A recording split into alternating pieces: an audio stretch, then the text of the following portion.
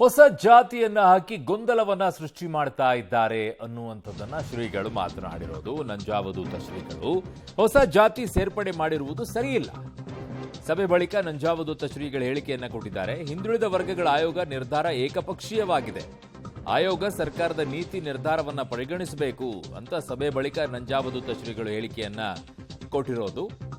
ಈಗಾಗಲೇ ಸಿಟಿ ರವಿ ಕೂಡ ಹೇಳ್ತಾ ಇದ್ರು, 870 ಹೇಳಿದ್ದನ್ನ 1511 ಮಾಡಿದ್ರು, ಈಗ ಮತ್ತೆ 211 ಮಾಡಿದ್ದಾರೆ. ಅಂದ್ರೆ ಜಾತಿಗಳನ್ನ ಹೆಚ್ಚಾಗಿ ಮಾಡ್ತಾ ಇದ್ದಾರೆ. ಅದನ್ನ ಮಾಡೋದು ಇವರು ಸಮಾಜವಾದಿ ಲಕ್ಷಣನ? ಪ್ರಶ್ನೆ ಬರುತ್ತೆ. ಸುದೀರ್ಘವಾಗಿ ಎಲ್ಲರ ಭಾವನೆಗಳನ್ನ ಹೇಳಿಕೊಡುವಂತ ಮತ್ತು ಕೇಳಿಸಿಕೊಡುವಂತ ಕಾರ್ಯ ಆಯಿತು. ಅದರ ಒಟ್ಟು ಫಲಿತಾಂಶ ಮಾನ್ಯ ಕೇಂದ್ರ ಒಕ್ಕಲಿಗ ಸಂಘದ ಅಧ್ಯಕ್ಷರು ಮತ್ತು ಪೂಜ್ಯ ನಿರ್ಮಲಾನಂದನಾಥ ಸ್ವಾಮೀಜಿಯವರು ತಿಳಿಸಿದಂತೆ ನಮ್ಮೆಲ್ಲರದು ಒಂದು ಅಭಿಪ್ರಾಯ ಇತ್ತು. ಕಾಂತರಾಜ್ ವರದಿ,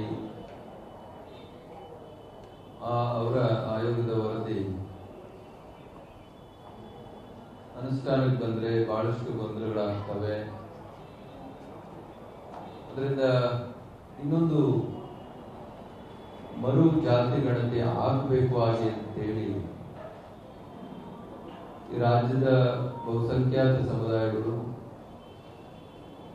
ಮತ್ತು ನಮ್ಮ ಸಮುದಾಯ. ನನ್ನ ಸಹೋದ್ಯೋಗಿ ಈಗ ಪೊಲಿಟಿಕಲ್ ಬ್ಯೂರೋ ಹೆಡ್ ಆಗಿರುವಂತಹ ರವೀಶ್ ನನ್ನ ಸಂಪರ್ಕಕ್ಕೆ ಸಿಗ್ತಾ ಇದ್ದಾರೆ. ರವೀಶ್, ನಿಜಕ್ಕೂ ಕೂಡ ಈ ಬೆಳವಣಿಗೆಗಳನ್ನ ನೋಡೋದಾದ್ರೆ ಒಂದೊಂದು ಜಾತಿಯನ್ನ ಕೂಡ ಈಗ ಪರಿಗಣಿಸಬೇಕಾಗತ್ತೆ ಅನ್ನುವಂಥದ್ದು ಸರ್ಕಾರ ಗಮನಕ್ಕೆ ಇರಬೇಕಾಗತ್ತೆ. ಕಾರಣ ಪ್ರತಿಯೊಂದು ಸಮುದಾಯವು ಕೂಡ ಅವರದ್ದೇ ಆದಂತಹ ಹಿತಾಸಕ್ತಿಯನ್ನ ಯೋಚನೆ ಮಾಡ್ತಾರೆ. ಅದರ ಸ್ವಾಮೀಜಿಗಳು ಕೂಡ ಮಾಡ್ತಾರೆ.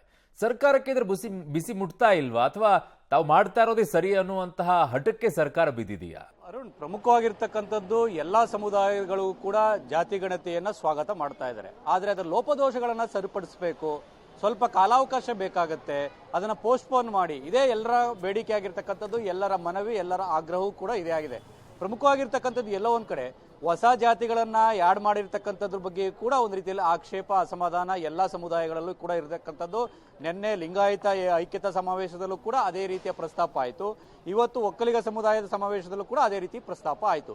ಅದು ಒಂದಾದ್ರೆ, ಇನ್ನೊಂದು ಧರ್ಮ ಹೆಸರನ್ನ, ಅಂದ್ರೆ ಎಲ್ಲೋ ಒಂದ್ ಕಡೆ ಮತಾಂತರಗೊಂಡವರ ಹೆಸರನ್ನ ಆ ಜಾತಿಗಳಿಗೆ ಒಂದ್ ರೀತಿಯಲ್ಲಿ ಧರ್ಮ ಸೇರಿಸಿ, ಅಂದ್ರೆ Christian Lingayat, Christian Vokkaliga, Christian ಕುರುಬ ಈ ರೀತಿಯ ಸೇರ್ಸಕ್ಕಂಥದ್ದು ಕೂಡ ಆತಂಕಕ್ಕೆ ಕಾರಣ ಅಂತನೂ ಕೂಡ ಈ ಒಂದು ಒಕ್ಕಲಿಗ ಸಮುದಾಯದ ಸಭೆಯಲ್ಲೂ ಕೂಡ ವ್ಯಕ್ತಪಡಿಸಿದ್ದಾರೆ.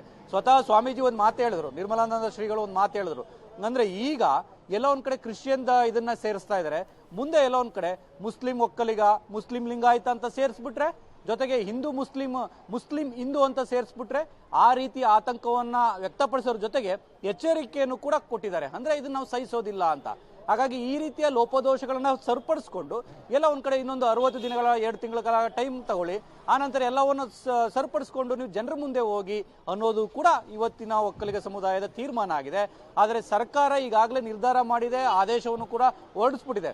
ಒಂದು ಮಾತನ್ನ ನಂಜಾವಧೂತ ಸ್ವಾಮೀಜಿಗಳು ಕೂಡ ಹೇಳಿದ್ರು, ಅಂದ್ರೆ ಸರ್ಕಾರ ನೀತಿ ನಿಯಮಗಳನ್ನು ಕೂಡ ಮತ್ತೆ ಸರ್ಕಾರದ ಸಲಹೆಗಳನ್ನು ಕೂಡ ಹಿಂದುಳಿದ ವರ್ಗಗಳ ಆಯೋಗ ಪರಿಗಣಿಸಬೇಕಾಗತ್ತೆ.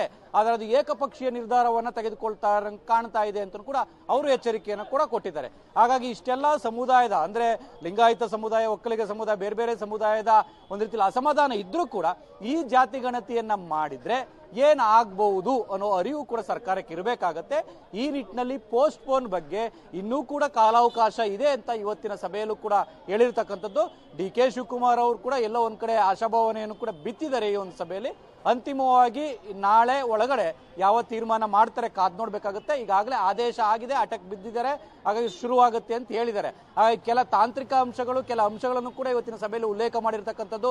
ನವರಾತ್ರಿ ಹಬ್ಬ ಇರುತ್ತೆ, ಕೃಷಿ ಚಟುವಟಿಕೆಗಳು ಕೂಡ ಇದೆ, ಇದೆಲ್ಲವನ್ನು ಕೂಡ ಪರಿಗಣಿಸೋದೇ ಆದ್ರೆ ಈಗ ಮಾಡಬಾರದು ಅನ್ನೋ ತೀರ್ಮಾನಕ್ಕೆ ಬಂದಿದ್ದಾರೆ. ಆ ಮನವಿಯನ್ನು ಕೂಡ ಒಕ್ಕಲಿಗರ ಸಮುದಾಯ ಮಾಡ್ಕೊಂಡಿರ್ತಕ್ಕಂಥದ್ದು. ಇದನ್ನು ಯಾವ ರೀತಿ ಸ್ವೀಕಾರ ಮಾಡುತ್ತೆ ಸರ್ಕಾರ, ಕಾದ್ ನೋಡ್ಬೇಕು ಅವರು. ಓಕೆ ರವೀಶ್, ನಿಮ್ಮೆಲ್ಲ ಮಾಹಿತಿಗೆ ಧನ್ಯವಾದಗಳು. ಇವೆಲ್ಲವೂ ಕೂಡ ಒಂದು ಕಡೆಗೆ ಒಕ್ಕಲಿಗ ಲಿಂಗಾಯತ ಸಮುದಾಯಗಳು ಶಕ್ತಿಯುತವಾಗಿವೆ, ಮುಖಂಡರುಗಳಿದ್ದಾರೆ, ಸ್ವಾಮೀಜಿಗಳಿದ್ದಾರೆ, ಎಲ್ಲರೂ ಕೂಡ ಧ್ವನಿ ಎತ್ತಕ್ಕೆ ಸಾಧ್ಯವಾಗ್ತಾ ಇದೆ. ಹಾಗಾಗಿ ಪ್ರಚಾರಗಳು ಕೂಡ ಸಿಗುತ್ತೆ ಅವರಿಗೆ. ಆದರೆ ತುಂಬ ಸಣ್ಣ ಸಮುದಾಯಗಳಿದ್ದಾವೆ, ಚಿಕ್ಕ ಚಿಕ್ಕ ಸಮುದಾಯಗಳಿದೆ. 15 ಲಕ್ಷ, 20 ಲಕ್ಷ, 30 ಲಕ್ಷ, 40 ಲಕ್ಷ ಈ ರೀತಿಯಾಗಿ ಇರುವಂಥ ಸಮುದಾಯಗಳಿದೆ. ಅವು ಧ್ವನಿ ಎತ್ತಕ್ಕೆ ಆಗದೆ ಇರುವಂಥ ಪರಿಸ್ಥಿತಿಯಲ್ಲಿದ್ದಾವೆ. ಆ ಧ್ವನಿ ಎತ್ತಿದ್ರೂ ಕೂಡ ಎಲ್ಲೂ ಸುದ್ದಿನೇ ಆಗದೆ ಇರುವಂಥ ಪರಿಸ್ಥಿತಿಗಳು.